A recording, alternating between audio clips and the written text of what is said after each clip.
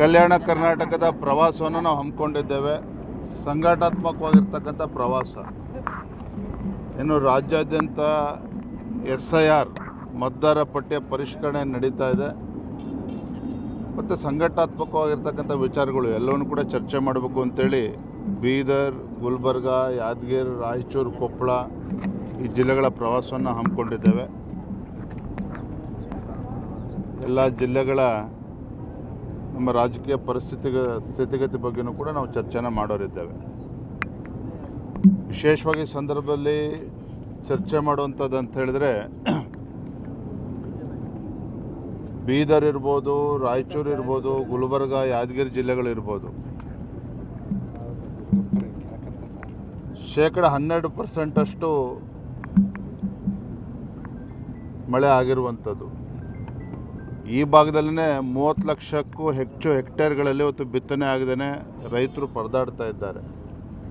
ಮಳೆಯ ಅಭಾವದಿಂದ ತೊಗರಿ, ಸೂರ್ಯಪಾನ ಇರ್ಬೋದು, ಹತ್ತಿ ಇರ್ಬೋದು, ಬಿತ್ತನೆ ಆಗದೇ ಇವತ್ತು ರೈತರು ಸಂಕಷ್ಟದಲ್ಲಿದ್ದಾರೆ. ಮಾನ್ಯ ಮುಖ್ಯಮಂತ್ರಿಗಳು ಮೊನ್ನೆ ದಿನ ಬಸವ ಕಲ್ಯಾಣಕ್ಕೂ ಕೂಡ ಭೇಟಿಯನ್ನು ನೀಡಿದರು.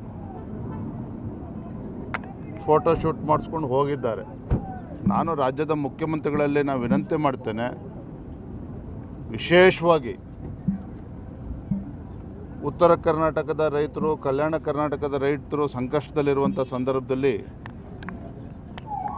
ಕನಿಷ್ಠ 50,000 ರೂಪಾಯಿ ಒಂದು ಎಕರೆಗೆ ಪರಿಹಾರವನ್ನು ನೀಡಬೇಕಾಗ್ತದೆ. ಈ ನಿಟ್ಟಿನಲ್ಲಿ ರಾಜ್ಯ ಸರ್ಕಾರ ತಲೆ ಕೆಡಿಸ್ಕೋಬೇಕು, ರೈತರ ಒಂದು ಸಮಸ್ಯೆಗೆ ಸ್ಪಂದನೆ ಮಾಡುವಂಥ ಕೆಲಸ ಮಾಡಬೇಕು ಅಂತೇಳಿ ನಾನು ಆಗ್ರಹ ಪಡಿಸ್ತೇನೆ. ಮೊನ್ನೆ ಬಸವ ಕಲ್ಯಾಣ ಕೂಡ ಭೇಟಿಯನ್ನು ನೀಡಿದಾಗ ಉಳಿದಿರ್ತಕ್ಕಂಥ ಹಣವನ್ನು ಬಿಡುಗಡೆ ಮಾಡ್ತೇನೆ ಬಸವ ಕಲ್ಯಾಣದ ಅಭಿವೃದ್ಧಿ ದೃಷ್ಟಿಯಿಂದ ಅಂತ ಹೇಳಿದ್ದಾರೆ.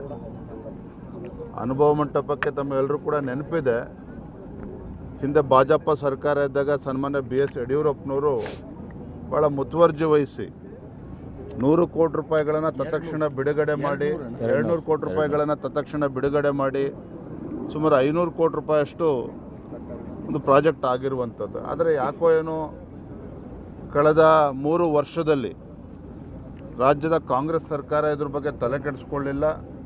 ಈ ಭಾಗದ ಜನರು ಒತ್ತಾಯ ಮಾಡಿದಾಗಲೂ ಕೂಡ ಅದ್ರ ಬಗ್ಗೆ ಏನು ಚಕಾರವೂ ಕೂಡ ಎತ್ತಿಲ್ಲ. ಅದು ಈಗ ಮಾನ್ಯ ಮುಖ್ಯಮಂತ್ರಿಗಳು ಅದ್ರ ಬಗ್ಗೆ ಚರ್ಚೆ ಮಾಡಿದ್ದಾರೆ. ಇವರ ನೇತೃತ್ವದಲ್ಲಾದರೂ ಕೂಡ ತತ್ಕ್ಷಣ ಹಣ ಬಿಡುಗಡೆ ಮಾಡಿ ಏನೇನು ಕೆಲಸಗಳು ಆಗಬೇಕು ಅದ್ರ ಕಡೆ ಗಮನ ಹರಿಸಬೇಕು ಅಂತೇಳಿ ತಮ್ಮ ಮುಖೇನ ನಾನು ವಿನಂತಿ ಮಾಡ್ತಾ ಇದ್ದೇನೆ. ರಾಜ್ಯ ಬಿಜೆಪಿಯಲ್ಲಿ ಏನೂ ಸರಿ ಇಲ್ಲ ಅಂತ ಪದೇ ಪ್ರೂವ್ ಆಗ್ತಾ ಇದೆ. ಅದೇ ವಿಶೇಷವಾಗಿ ಬೀದರ್ನಲ್ಲೂ ಕೂಡ ಸರ್ ಈಗ ಚುನಾವಣೆ ಬರ್ತಾ ಇದೆ, ಜಿಲ್ಲಾ ಪಂಚಾಯತ್, ತಾಲೂಕು ಪಂಚಾಯತ್, ಯಾವ ರೀತಿ ಇದಕ್ಕೊಂದು ಫುಲ್ ಸ್ಟಾಪ್ ಇಡ್ತೀರಿ? ಮತ್ತೆ ಪದೇ ಇದನ್ನು ಈಗ ಅಡ್ಡ ಮತದಾನ ವಿಚಾರ ಆಗಿರ್ಬೋದು, ಪ್ರತಿಯೊಂದೆಲ್ಲ ಆಂತರಿಕ ಬೇಗುದಿ ಆಗಿರ್ಬೋದು ಸರ್, ಯಾವ ರೀತಿ ಇದನ್ನು ಬಗೆಹರಿಸ್ತೀರಿ ಅಂತ, ಮತ್ತೆ ಏನು ಕ್ರಮ ಕೈಗೊಳ್ಳೋದಾಗಿದೆ?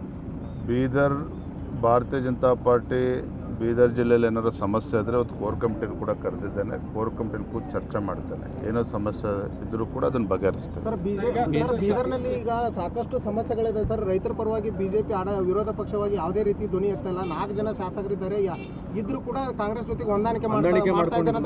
3 ವರ್ಷದಿಂದ ಗಂಭೀರ ಆರೋಪ ಇದೆ ಸರ್. ಏನು ಹೇಳ್ತೀರಿ ಸರ್ ಈ ಬಗ್ಗೆ ಚರ್ಚೆ ಆಗುವಂಥ ಸಾಧ್ಯತೆ ಇದೆ ಸರ್? ಇವೆಲ್ಲವೂ ಕೂಡ ನಾವು ಕೋರ್ ಕಮಿಟಿಯಲ್ಲಿ ಚರ್ಚೆ ಮಾಡ್ತೇವೆ.